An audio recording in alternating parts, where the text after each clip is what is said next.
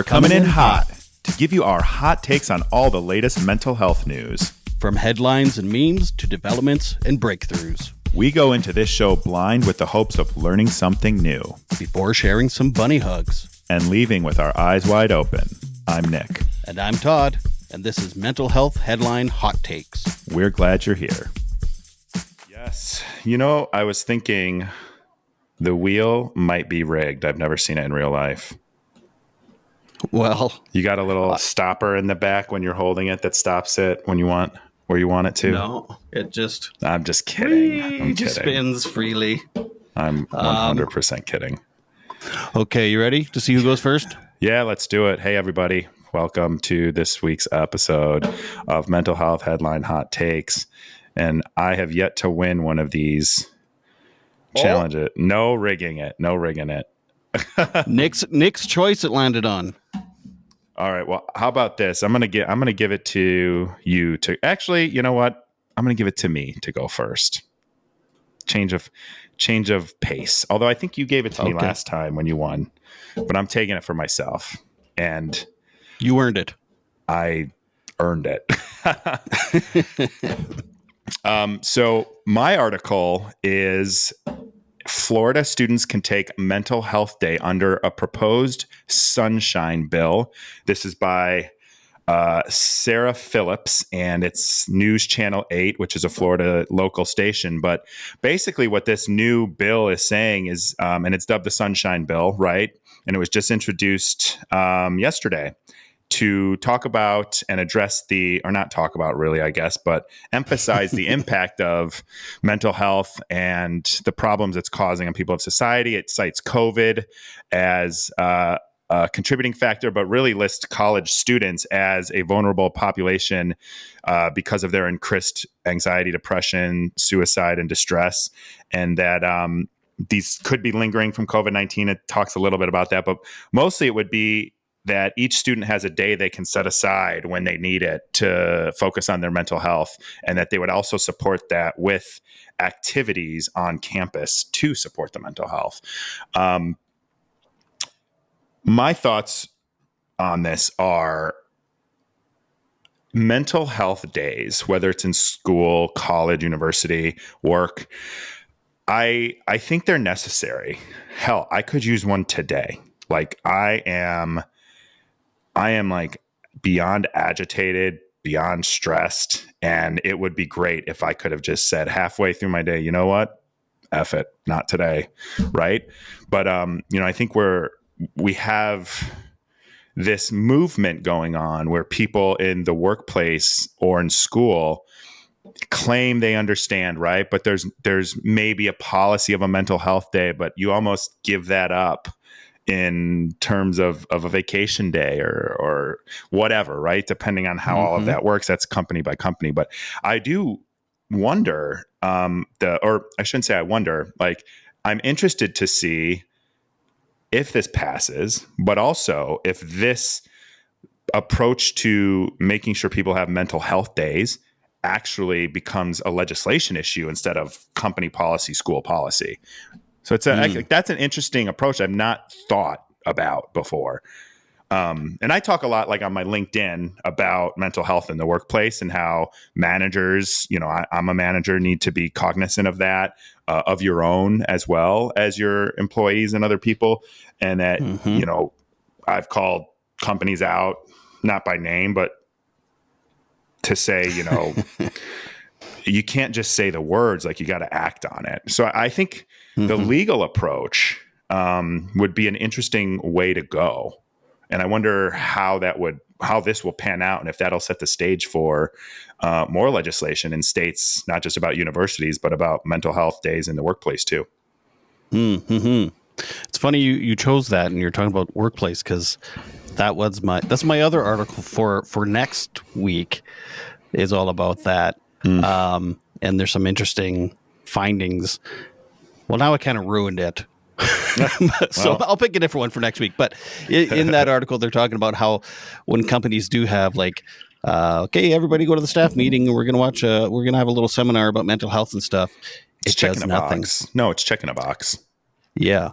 It's stuff like, hey, when we're understaffed, prioritize getting staff for us. When we need mental health days, don't be like, sure, take 2 days off, but now you have 4 days worth of work when you come back, Yeah. to catch up on, Like, how stuff did like this that. happen? I feel constantly like people are being asked to do more with less, and the anxiety and the angst. Like this whole week, I've woken up every day with like angst, and it's just Mm-hmm. it's this overwhelming like feeling, and it's growing. And then I'm in meetings so much, and it's shifting. Your brain is not meant to go from task to task to task. It's actually meant to focus and do. I have this book all about it called Deep Work. Like, your brain is supposed to focus on a task and get it done, not bounce around from thing to thing and have 50 different tabs open and, multitask with. And the other thing too is, like, the workplace, several channels of communication now. You've got text message, phone call, Right. Zoom, Slack. We Yeah, use there's Microsoft apps. Teams. Yeah. And so Yeah, you're just, yeah. I have at any given moment, I have probably 7 or 8, not even messages, 7 or 8 like chats at work that are going. And it's like, so it is like, we're not designed to do this, right? We're not designed to have such short attention spans and work on multitask on so many things. You can multitask on, mediocre tasks easily, right? That's fine. I Mm-hmm. think that's fine. Mm-hmm. But it's when you're supposed to be doing kind of like the deep thinking and stuff, and it takes your brain chemistry and just throws it all out of whack. So I think that's actually we're more talking about that article than this article, but we did talk a few weeks back about COVID's lasting impacts on young people. So this one really stuck out to me, and I think it's the legislation piece. Like, do you think that legislation, laws around mental health is the way to go, or should there be more of like a social construct around it? I don't think there's a problem with the laws, but I just don't know how helpful it will still be. So it's like we said, it's like, hey, have a mental health day off, but then you come back to work from Yeah. your day off, and it's like, okay, now you have 2 days worth of work to do in one Yeah. day. Did your thesis paper at college get pushed off a day when you took a mental health day? Yeah, exactly. Yeah. I was just talking to someone about this morning, actually, and she's a student in Florida, actually, and she was saying, Make sure you send her this. yeah, she's she's a podcaster too. I can't think of her podcast right now, but she's saying that when you go to do work experience as a student, you don't get paid. So Yeah, you I have think to that should be illegal. you're working 40-hour weeks. You're paying Jeez. someone to go work there for 40 hours a week. And if there's a bad work culture at that workplace, and then you go home to work a job so that you can pay to go to work, like, it's just so, it makes no sense. And they justify it and everything too, but it's like slave labor. It's just bullshit. It is. It really is. Yeah. Yeah. I think it's just to train you to be a slave for a corporation out of university or college. Well, I feel like we would dabble in conspiracy theories, but I do think that a lot of schooling is conditioning you for the society that has been built, which would be a capitalistic society where you are a slave to make money to people who are very, very powerful and very, very rich. I think there's an argument to be made there, because you're basically taught how to operate within the system that's there, instead of free thinking into a way or into a mindset or a new concept that might be better. That's right. Yeah. Yeah. And you think of like Pavlov's dog with the ringing of the bell. It's like, oh, I can go pee now and have a Yep. snack. And like, Yep. oh, the bell rang again. I have to be back at stuff. But yeah. Yeah. It's, I mean, we could talk for an hour just about this I know. stuff. I know. So I think it's similar. I'm happy. Sum up my thoughts here. I'm happy to see several levers being pulled to prioritize mental health here, specifically in students. But I'd like to see more of it. And I'm curious to see how the legislation route works. And if it's expanded to other states or Yeah. even in Florida. Build on that. You got to start somewhere, I guess. But Right. They do a lot of crazy shit down in Florida. But hey, maybe this is a good one. But anyway, Yeah. on to yours. On to yours. Introducing the timely children's book, Sometimes Daddy Cries.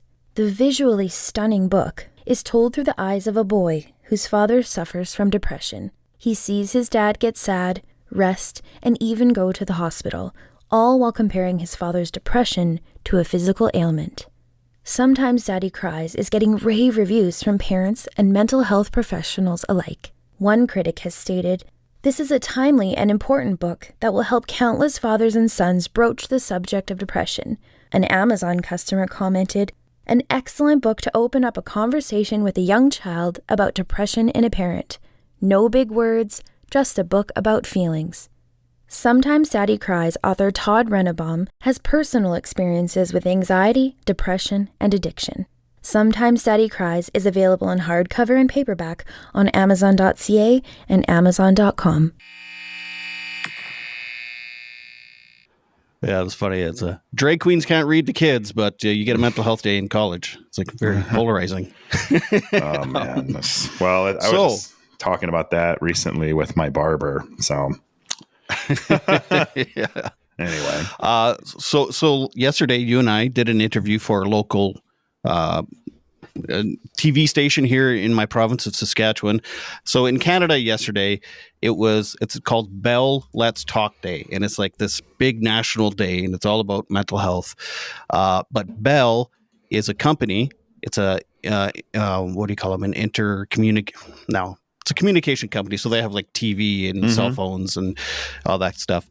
They started it about 12 years ago, and it started off really great, and everybody was like, Bell's a really great company and all this stuff.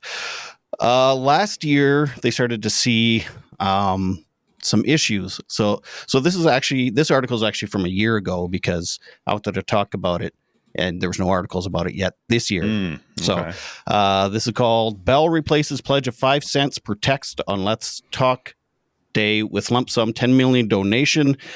And it's from CBC, and it's Pete Evans. So basically last year, after about 12 years, their thing was every time you text or use the hashtag Bell Let's Talk, 5 cents gets donated. So they try to encourage everyone to use that hashtag, even though it has their company name in it, right? So it's like a promotional thing. Right. Oh, you were telling me about this. Was I? Oh, okay. Yeah, they you said they basically commandeered the mental health message and made it a company sponsored type thing, right? It's like a PR thing. Yeah. So anyway, enough people said, "Hey, this is kind of bullshit." So last year they said, "Okay, we'll just give a $10 million lump sum." However, also last year, a bunch of things came out with the company. It says, while the campaign was a marketing win for Bell initially, in recent years, the popularity of the hashtag has drawn some unwanted scrutiny to the company.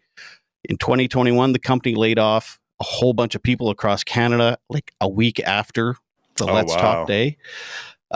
It faced public image issues as a number of employees with the company's media division came forward with complaints about work culture.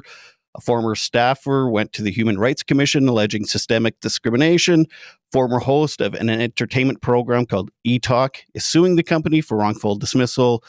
And there's a few other kind of issues like that. Almost as if it's all bullshit. Yes.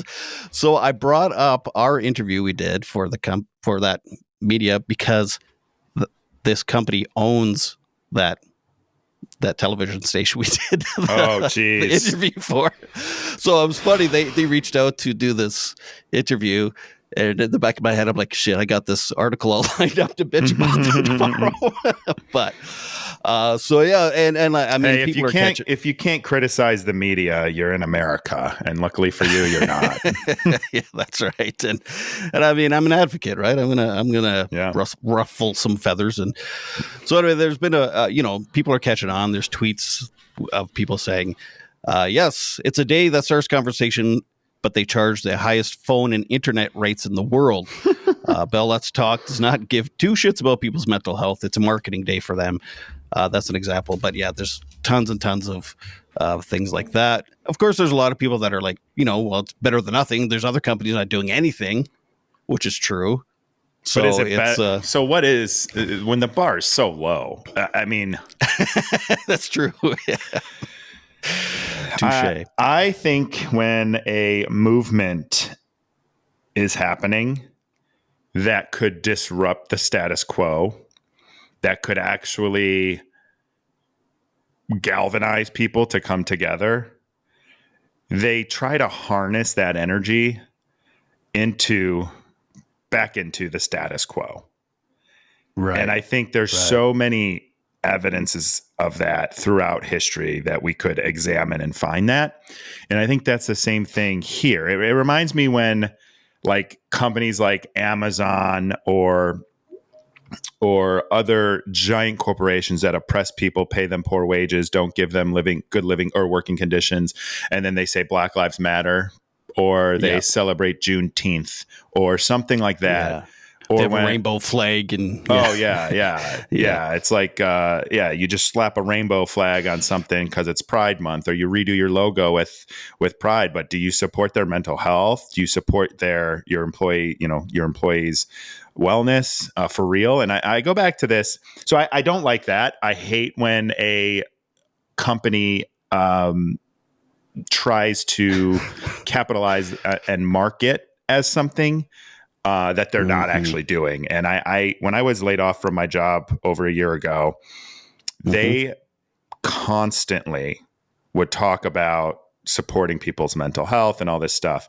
And then when they lay people off, they lay them off with like 2 weeks of severance and a go F yourself, basically. And do like a whole like LinkedIn PR, my network is open to you. And it's like, well, if you were really caring, you would make sure that I wasn't, your employees were supported long enough financially to get back on their feet so their lives aren't ruined. And you might give them, some mental health or career, at the very least, career support, but they don't, because it's all fluff. And at the bottom line, it's always about the dollar, and that's going to cost more money in theory, right? I would argue that if people were better supported in the workplace with their mental health, they would have better lives at home. They would have better productivity at work. But that's it's funny, huh? Yeah, it's definitely my guard is up when a billion-dollar company, like multi-billion-dollar company, is trying to start a mental health revolution. It's like, then it comes out, they're laying people off after all this stuff and whatever. And the thing is, I don't think it takes much. I don't know. Of course, I don't run a billion-dollar company, but you're right. It's just fair wages and good working conditions. That's a huge investment. Support for what goes on in your outside world. Why? How is it the other way? It's literally the other way. Like I need to take breaks from my real life, which may have something going on, so that I can make space for work. It should be the other way around. Yeah, exactly.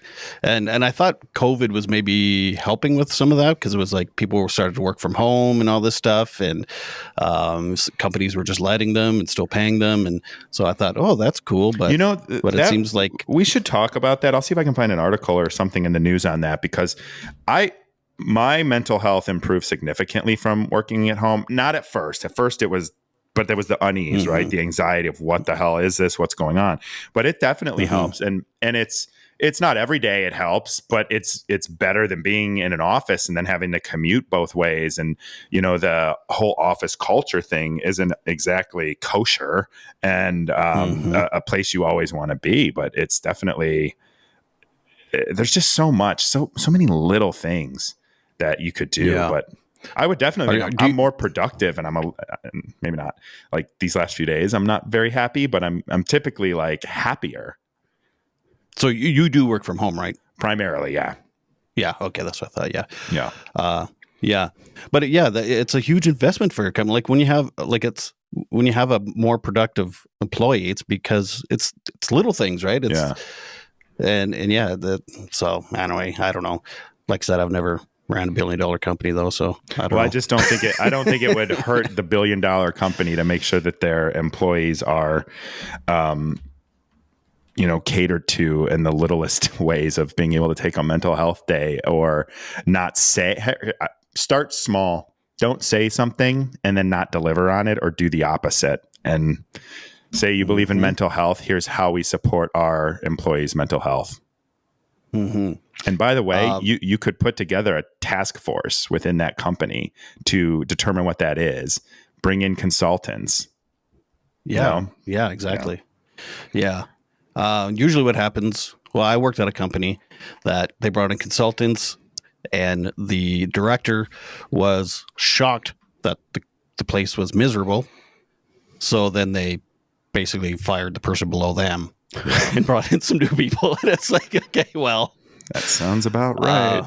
Yeah, I don't think that was fully the problem. I think it's the entire culture, and that person wasn't creating the entire culture. It's like, it's like, it's almost like generational trauma. Like when you go walk into a workplace and the culture is shitty, but yet management doesn't change, or Well, the thing is with managers and stuff, it has to come from them in a company, because they're the ones that are making decisions. But you can say it. There has to be a commitment to it, and it can't even just be, our company, fluffy. Our company supports mental health. It needs to be policies, and not policies you change when it's inconvenient to have them. And that's what these companies do. Mm-hmm. A lot of modern companies are doing like a chief wellness officer, which I think is interesting. But again, I just know from personal experience in being, a marketing executive in several software companies now, that it is just, those things typically go out the door the moment it's touching a penny of the profit, maybe even looking like it's touching a penny of the profit, or it might soon. Well, and so many companies, it's like, unless it doesn't create money right away, the shareholders can it's actually illegal to not put the shareholders first in some cases. And it's like, well, how do you invest in things if you have to spend profits to invest things to make it better? And that would be a long-term investment, and corporations, especially the public ones, they are very much on a quarter-to-quarter yearly shareholder payout. Gross. Yeah. My wife, actually, she's a director of a daycare, and where she's working, she's super lucky. It's a stressful job. There's a lot of staff turnover and stuff. And it's board driven, so it's volunteer board. And she's been so lucky. She's worked in so many places, but the place she's working at right now, it's like, I don't know, she just lucked out and got this amazing board that listens to her and is like committed to making the staff happy. Because I talk about dipping into profits, constantly having to change over your staff and stuff, when you can just have people that are constantly trained and happy there, and parents are then happy because their kids are happy because the staff's happy. It's like, I don't get why that's so hard, or why it's such a weird concept. It's a very unfortunate state of the world. Yeah. That being said, she's quitting her job, so for a different job. So good for her. Good for her. Yeah. Anyway, we'll be talking about burnout. This isn't about my wife. We'll be talking about burnout soon. So, well, yeah, this was good. Again, it's funny because we don't plan these things, and then we were actually quite close to each other with the topics. So, yeah. Well, I hope your week goes better than your day is. Anyway. Well, thank you, and back at you always. Thanks, man. It always breaks my heart when we're struggling to find a time to spend 20 minutes to record because you're stressed out. Well, I do it to myself. I've done this to myself. I've taken on too much. And I'm on the other side. I'm doing this full time, but it doesn't make any money. So it's like, right. It's a different stress. Yeah. But at the same time, my soul feels filled. I feel like I'm making I'm feeling, what's the word I'm looking for? I don't know. Fulfilled. Fulfilled. Yeah. That way, but shitty because because I'm always worried about money, but Yeah, I hear you. it'll all come together. We need balance. It's balance. It's true. Very true. So, all right. Well, Anyway. hey. All right. Thanks. Thanks everyone for listening. Sorry if Nick wasn't himself. Yeah. No, don't be sorry. It's been a long week. I need a nap, like a real nap. This has been our mental health headline hot takes. We're so glad you came. Remember, when you heal yourself, You heal the world. be sure to like this video, leave comments, and suggest articles for future episodes. Hit subscribe to Eyes Wide Open. And bunny hugs and mental health.